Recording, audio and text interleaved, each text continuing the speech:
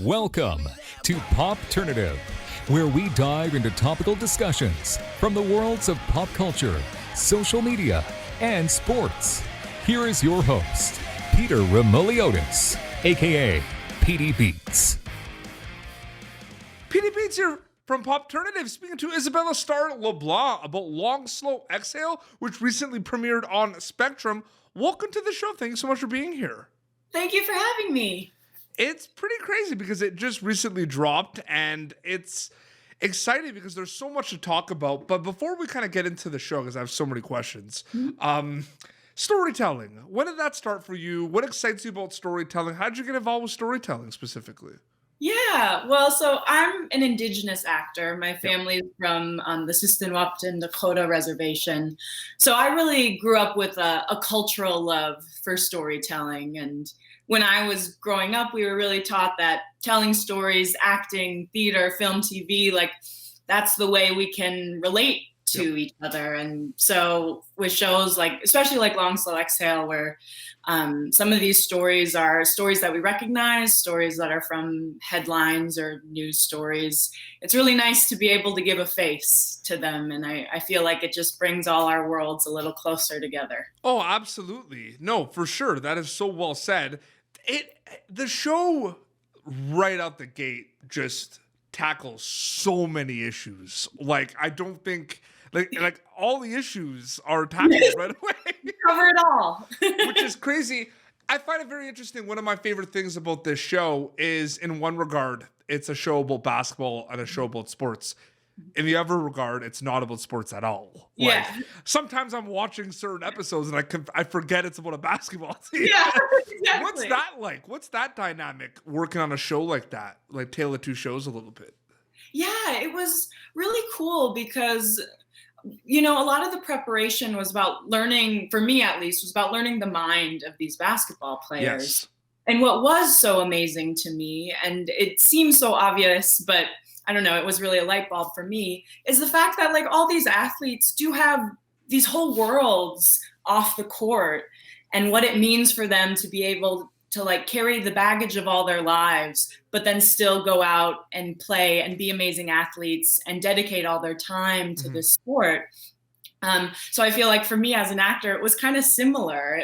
It was spending a lot of time in basketball, and it was also like spending a lot of time world building and making sure that as a team we were all present and taken care of. And it's so interesting because to add to that, you know, there's a couple of characters specifically. Your character and Brittney's character, Corinne, have this.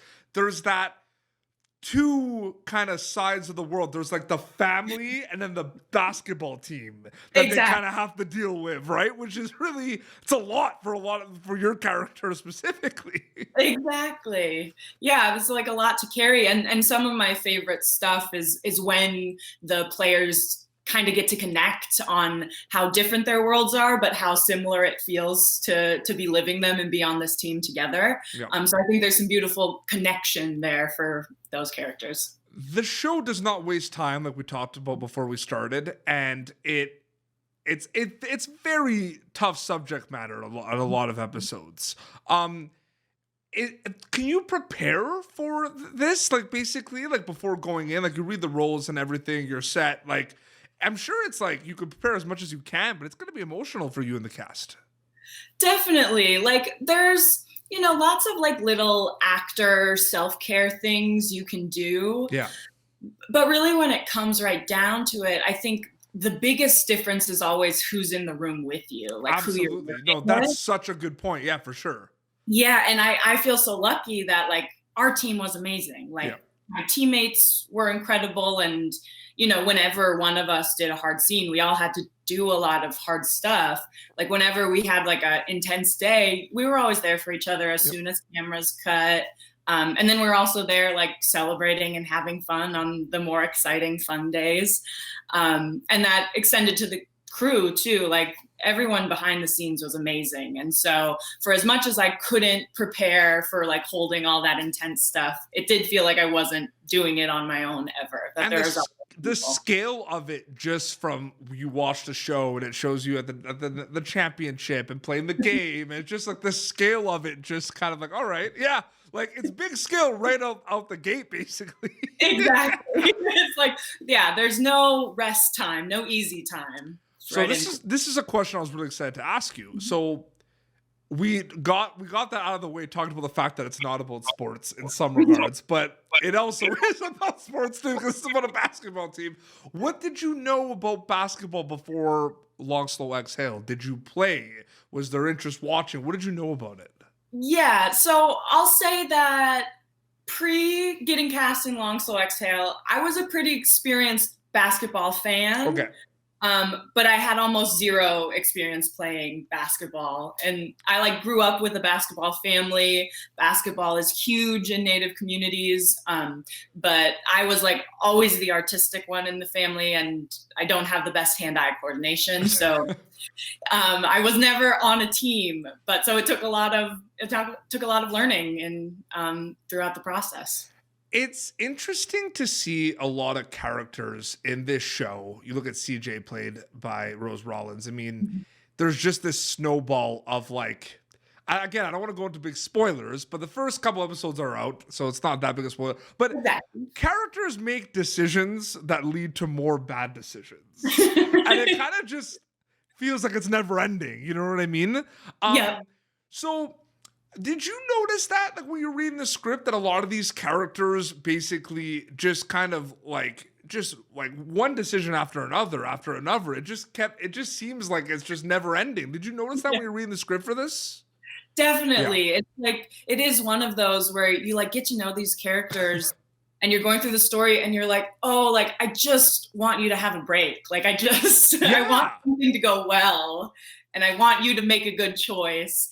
And it's hard, and it gets really jumbled and messy in there. There's some heartbreaking moments specifically with your character, and it's just, and Shell Ramos, who plays your mother, yes, we've interviewed on the show. Oh, I love it. She's so lovely. Yeah, because we interviewed her for Outer Banks, because she was on that. Yeah, and it's just it's so crazy, that storyline. I'm very into that storyline. Yeah. That mother-daughter storyline is and the thing is, it's the show, I think, does a really good job, because there are moments where it really focuses on that. But there's a lot of other things that are happening too. But I really think so it's cool to see that kind of storyline blossom a little bit too, right? Definitely. And I do think that's something that the show does so well, is there are these huge storylines that are huge and dramatic. And then there's also these ones that hit so close to home and are so immediate and resonant. And I think a lot of people will be able to feel those moments and those emotional journeys in a big way.